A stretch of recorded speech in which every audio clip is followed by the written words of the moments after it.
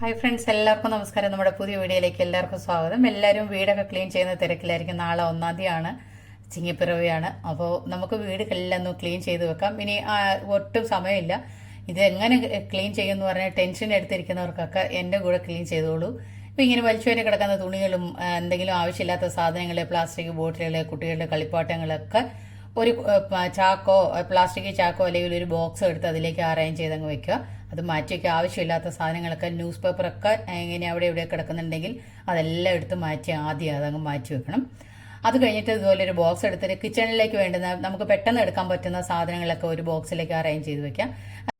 കിച്ചണിൽ തുടയ്ക്കാനുള്ള തുണി, പാത്രം കഴുകാനുള്ള സ്പോഞ്ച്, പിന്നെ നമ്മുടെ സ്പ്രേ ബോട്ടിൽ, കിച്ചൺ ടോപ്പൊക്കെ ക്ലീൻ ചെയ്യാനായിട്ട് ഒരു സ്പ്രേ ബോട്ടിൽ ഉപയോഗിക്കുന്നതാണ് ഏറ്റവും നല്ലത്.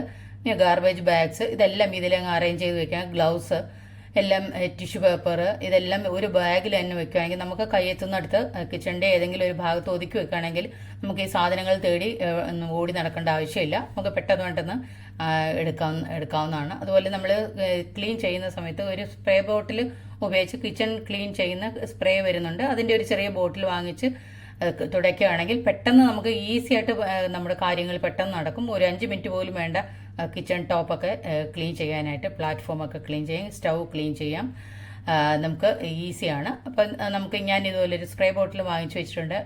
നമുക്ക് ഇനി ഇതുപോലെ കിച്ചണിലൊക്കെ പ്ലാറ്റ്ഫോമിലൊക്കെ കിടക്കുന്ന പാത്രങ്ങൾ, അഴുക്കായിട്ടുള്ള പാത്രങ്ങളൊക്കെ ഉണ്ടെങ്കിൽ അതെല്ലാം വാഷ് ബേസിനിലേക്ക് ഇട്ട് നമുക്ക് പെട്ടെന്ന് സിങ്കിലേക്ക് ഇട്ട് നമുക്കതൊന്ന് ക്ലീൻ ചെയ്തെടുക്കണം. അതിനുശേഷം നമുക്ക് ഫ്രിഡ്ജിൻ്റെ പുറമൊക്കെ ഒന്ന് തുടച്ചെടുക്കാനേ പറ്റൂ, സമയമില്ല. അതുകൊണ്ട് അകം ഒക്കെ ഇപ്പോൾ ഒന്നും തൊടാൻ പാടില്ല, അതങ്ങനെ തന്നെ ഇരിക്കട്ടെ. കബോർഡ് അതെല്ലാം പുറമൊക്കെ ഒന്ന് തുടച്ചെടുത്താൽ മതി. എന്നിട്ട് പാത്രങ്ങളെല്ലാം കഴുകി ഒരു സ്ഥലത്ത് ഒതുക്കി വെച്ചിട്ട് മാത്രം പ്ലാറ്റ്ഫോമൊക്കെ ക്ലീൻ ചെയ്താൽ മതി. കയ്യിൽ ഒരു ഗ്ലൗസ് ഒക്കെ ഇട്ട് കഴുകുന്നതാണ് ഏറ്റവും നല്ലത്. ലിക്വിഡും ഒക്കെ നമ്മൾ ഉപയോഗിക്കുമ്പോൾ എന്തെങ്കിലും കെമിക്കൽ അലർജി ഒക്കെ ഉണ്ടാവാതിരിക്കാൻ ഗ്ലൗസ് ഉപയോഗിക്കുന്നത് ഏറ്റവും നല്ലതാണ്. ഇതുപോലൊരു സ്പ്രേ ബോട്ടിൽ ഉപയോഗിച്ച് കിച്ചൺ, ഇത് സ്റ്റൗ ആണ് ഞാൻ ഇപ്പം ക്ലീൻ ചെയ്യുന്നത്. സ്റ്റൗ ഒന്ന് ഇങ്ങനെ സ്പ്രേ ചെയ്തിട്ട് ഒന്ന് ആ ക്ലോത്ത് വെച്ച് ഒന്ന് തുടച്ചാൽ മതി. പെട്ടെന്ന് അഴുക്കെല്ലാം മാറുന്നതാണ്. ഈ ഓയിലായിട്ടുള്ള എന്തെങ്കിലും എണ്ണയോ എന്തെങ്കിലും നമ്മൾ കടുകൊക്കെ വറക്കുമ്പോഴൊക്കെ ഈ എണ്ണ തെറിക്കാനുള്ള ഇതുണ്ട്. അപ്പോൾ ഇങ്ങനെ സ്റ്റിക്കി ആയിട്ടിരിക്കും. അപ്പോൾ അത് പോകാനായിട്ട് ഏറ്റവും നല്ലതാണിത്. ഈസിയാണ്. ഒരു 5 മിനിറ്റ് പോലും ആവശ്യമില്ല. അതിങ്ങനെ തുടച്ചെന്ന് കളഞ്ഞാൽ മതി. ഈ പെട്ടെന്ന് നമുക്ക് ക്ലീൻ ആക്കി എടുക്കാം. സ്റ്റൗവും ബർണറും ഒക്കെ നമുക്കിങ്ങനെ കഴുകി എടുക്കാവുന്നതാണ്. അപ്പം ഞാനിതിങ്ങനെ ക്ലീൻ ചെയ്ത് എടുക്കുന്നുണ്ട്.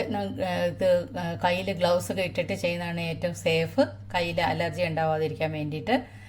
ഇത് നമുക്ക് കിച്ചൻ്റെ സൈഡിൽ, വിൻഡോയുടെ സൈഡിലൊക്കെ നമുക്കൊന്ന് സ്പ്രേ ചെയ്തിട്ട് ഒന്ന് തുടച്ച് എടുക്കാവുന്നതാണ്.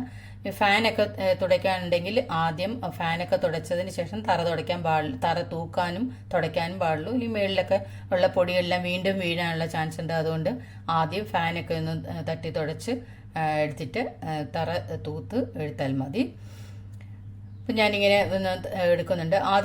ആദ്യം ലിവിങ് റൂമും കിച്ചൺ, ബാത്റൂം, എൻട്രി ഏരിയ, ഇതൊക്കെയാണ് സ്ഥലങ്ങളാണ് വീട്ടിൽ എല്ലാവരും കൂടുതൽ ശ്രദ്ധ പോകുന്ന സ്ഥലങ്ങൾ വരുന്നവർക്കൊക്കെ. അപ്പോൾ അങ്ങനെയുള്ള ഭാഗങ്ങളായിരിക്കണം ആദ്യം നമുക്ക് ക്ലീൻ ചെയ്യേണ്ടത്. അത് കഴിഞ്ഞ് വാഷ് ബേസിനും ഒക്കെ കഴുകണം. സിങ്കിലൊക്കെ എന്തെങ്കിലും ബാഡ് സ്മെല്ലൊക്കെ ഉണ്ടെങ്കിൽ നാരങ്ങ തൊലിയിട്ട വെള്ളം തിളപ്പിച്ചിട്ട് അതൊഴിച്ച് കഴുകുന്നത്, നാരങ്ങ തൊലി കൊണ്ട് ഒഴിച്ച് ഉരച്ച് കഴുകുന്നതൊക്കെ വളരെ നല്ലതാണ്. അതിൽ കിച്ചണിൽ എന്തെങ്കിലും ബാഡ് സ്മെല്ലുണ്ടെങ്കിൽ നാരങ്ങ തൊലി ഒരു വെള്ളത്തിൽ കുറച്ച് നേരം ഇട്ട് തിളപ്പിച്ച് വയ്ക്കുന്നത് നല്ലതാണ്. അപ്പോൾ ആ മണം റൂമിലൊക്കെ വരും. അപ്പോൾ കിച്ചണിലൊക്കെ നല്ലൊരു സ്മെല്ല് കിട്ടും. അപ്പോൾ അങ്ങനെയൊക്കെ ചെയ്യുന്നത് വളരെ നല്ലതാണ്.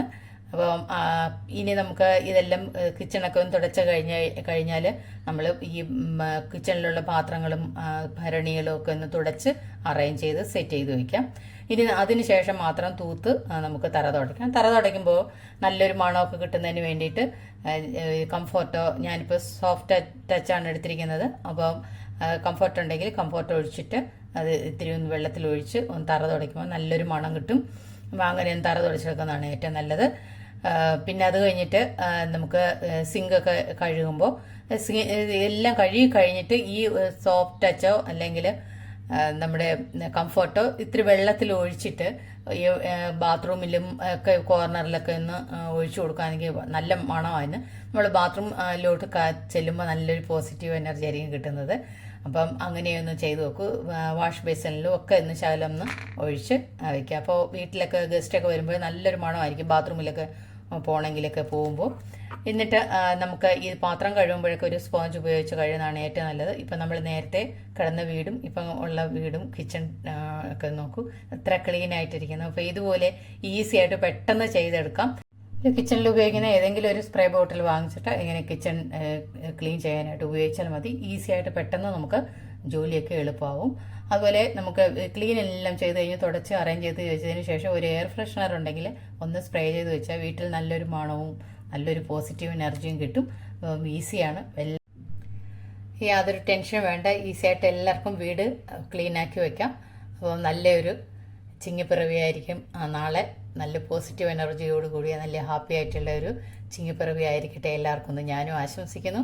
അതുപോലെ നമ്മുടെ ചാനൽ ഇതുവരെ സബ്സ്ക്രൈബ് ചെയ്ത് കാണുന്നവരാരെങ്കിലും ഉണ്ടെങ്കിൽ ഒന്ന് സബ്സ്ക്രൈബ് ചെയ്ത് സപ്പോർട്ട് ചെയ്യാനും ഫ്രണ്ട്സിനും ഫാമിലിക്കും എല്ലാവർക്കും വീഡിയോ അയച്ചു കൊടുക്കും.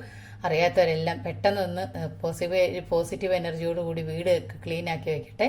അടുത്ത വീഡിയോ ആയിട്ട് ഞാൻ വീണ്ടും വരും. അതുവരെ എല്ലാവർക്കും താങ്ക്